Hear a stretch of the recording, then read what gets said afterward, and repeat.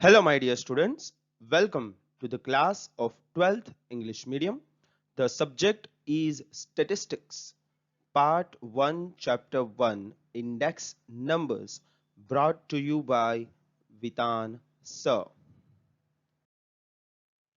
Now, uh, let's assume that we have two commodities, wheat and rice, and we have the prices for the years 2015 and 2020.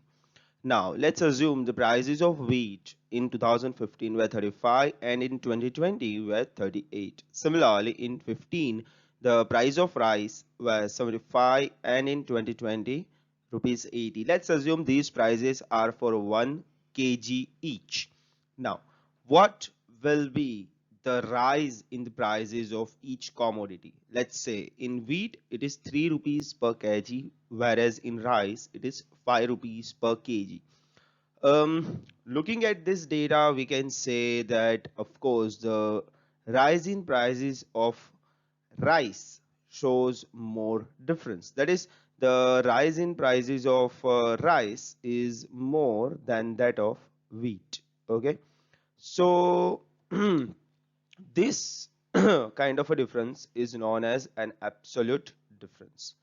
Now, similarly, we also have another concept of calculating differences where we are going to take the same data of wheat, rice for the years 2015 and the year 20, and for the value we will take the same value 35, 38, 75, 80. Rather than calculating the difference, let's calculate the ratio. I am calling it the relative difference. Okay, the previous difference was absolute difference. I am calculating the relative difference. So that ratio, that means current price is 38 divided by previous price 35, that is 38 upon 35, 1.09. So relative the value of wheat, the changes in the value of wheat relatively speaking is 1.09, whereas the same value for rice is 1.07. Okay, so the current price of rice 80 divided by the previous price of rice, that is 75, will be 80 upon 75, 1.07. Wheat shows more difference right now, that is 1.09. So the relative difference in wheat is more than the relative difference in rice. Now, the reason for this is that the basic price of wheat was 35 and then there was a 3 rupees increase. The basic price of rice was already 75 and then there was a 5 rupees increase. So the reason here is that basic price of wheat was already less than the basic price of rice. Therefore, the relative difference is a better method at calculating the change in the prices. Okay, so this is the relative difference and it is also called price relative. Okay, we call this proportion of the current value divided by the previous value as a price relative. Remember this word. In practical, this method is more useful for comparison of prices. So rather than using the absolute difference method, what we use in practical terms is this price relative thing, where we get a proportion of the current values and previous values. Okay, so it's pretty easy. Just divide the current value with the previous value and you get a price relative. Now, let's again take this value, because rather than just calculating price relative, what I am going to calculate here is the percentage of that. How to calculate a percentage? Just multiply with 100. So 38 upon 35 into 100 is 108.57 percentages, and 80 upon 75 into 100 is 106.67 percentages. So this is percentage price relative. This is not just price relative, this is a percentage of price relative, where I divide the current value with the previous value and get its percentage. And my dear students, this percentage price relative is index number. So I think you guys are getting it now, how this index number is created. It is just the percentage proportion of the current value with the previous value. Simple. Just the current value divided by previous value into 100, and that's index number for you. So let's define it. Okay, pretty easy. The percentage change in the value of a variable associated with any item. Okay, any item you take, so the percentage change in the value of a variable associated with an item for given period we can call it a current period, compared to a fixed period, so that's a past period. For example, the given period here would be 2020 and the fixed period here would be 2015, is called index number. Okay, so this is the definition. The percentage change in the value of a variable associated with an item for a given period which is compared to the fixed period is called index number. So I think if you remember it this way, it becomes easier to recall it afterwards. Okay, so price in fixed period, that is the past period, is denoted as P0. Now we are talking about the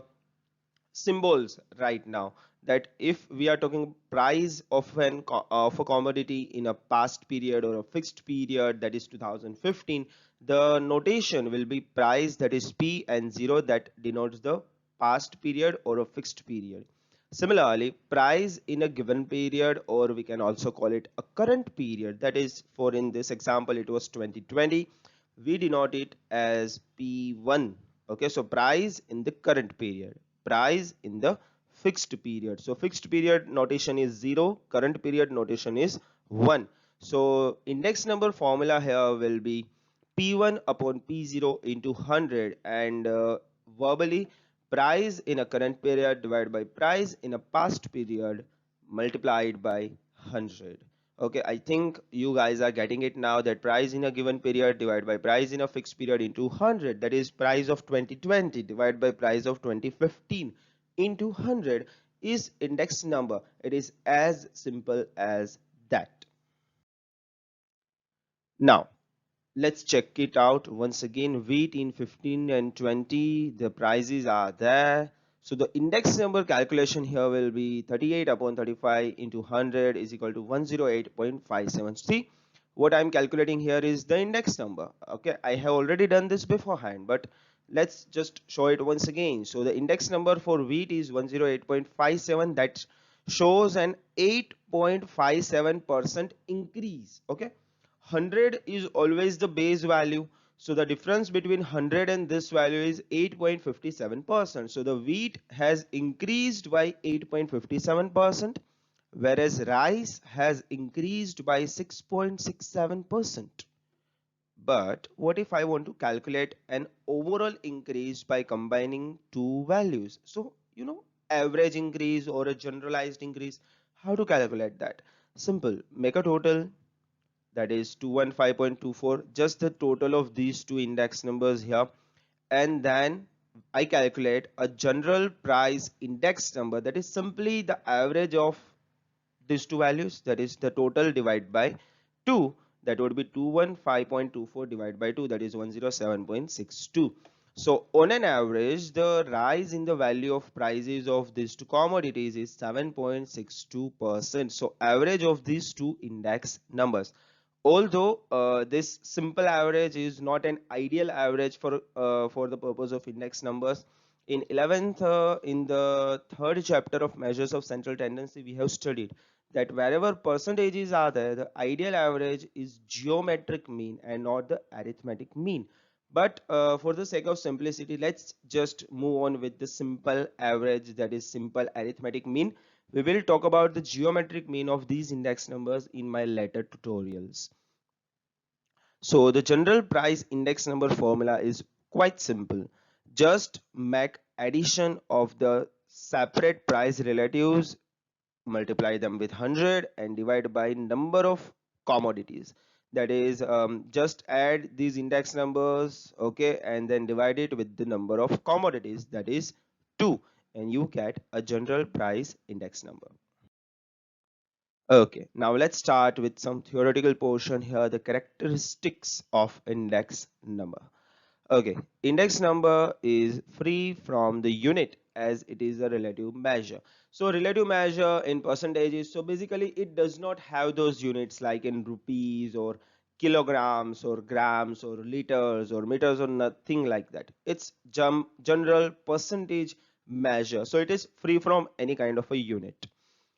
The changes in the value of variable having different units can be compared using index number. That means if there are changes in the value of a variable and they have different units, for example, I'm talking about wheat with kg, milk in liters, uh, cotton cloth in meters. So even those commodities I can compare using index number, because this does not have a measure or uniting measure. Okay.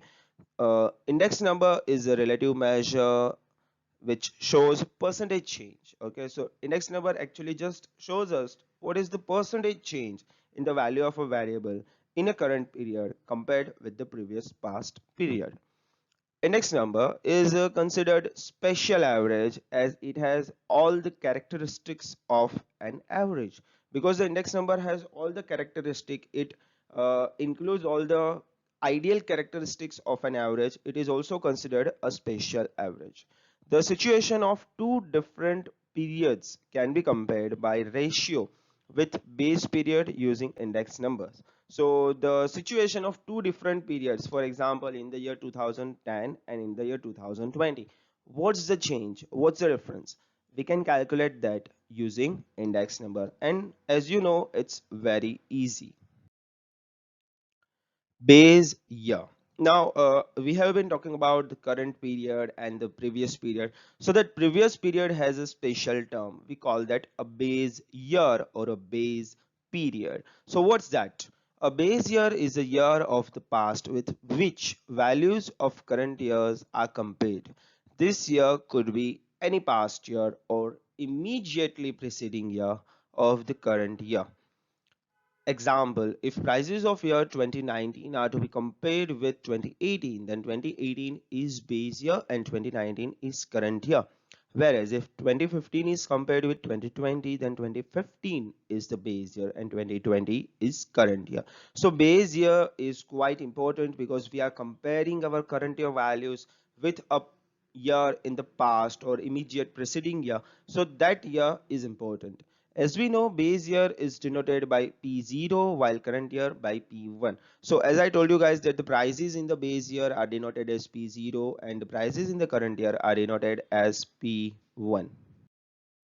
So types of base year methods. So there are two methods in which we can calculate index number using a base year, where the first method is a fixed base method, whereas the second method is a chain base method. Okay, so these are the two methods in which we calculate index number using a base year, and there are two methods of calculating base years. Let's understand them one by one. The first is the fixed base method. Now, what's that? In this method, a stable period or year, usually year with usual events or situation is selected as normal year or base year. This year should be free from unusual natural or man-made occurrences like famine, economic breakdown, etc. We can just take an example of the 2020 in which the lockdown was there. So naturally we can't use 2020 as a base year because it is a totally unnatural, unusual year, and in the future we can't compare other years with the 2020 because there was a big economic breakdown and there were too many problems. So base year should be free from such years. Sometimes selecting such a year is difficult and thus an average of 2 or more years is taken. This method is useful for knowing long-term variations. Index number using the base year is value of a variable in current period or year divided by value of a variable in base period or year into 100. That's simple, P1 upon P0 into 100. The second method is a chain-based method. In this method, a fixed year or period is not taken as a base, but the immediately preceding year for every current year is taken as base year. For example, base year for 2020 will be 2019, base year for 2019 will be 2018, base year for 2018 will be 2017. The base year keeps on changing in this method and thus it is called chain based index method. It is useful to know short-term changes. So in this chain-based index method, for each year, the base year keeps on changing.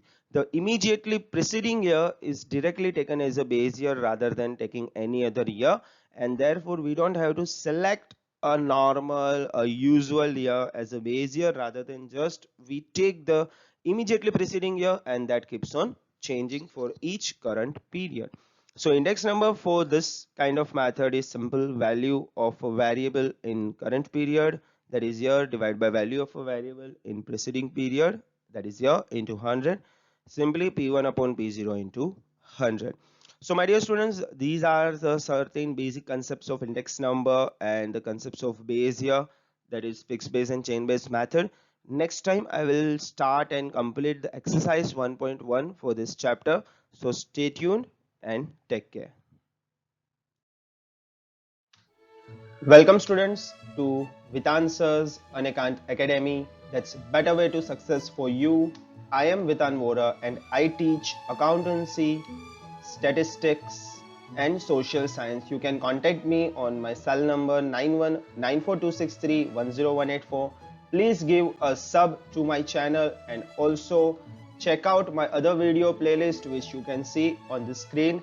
Thank you and I will see you in the next video.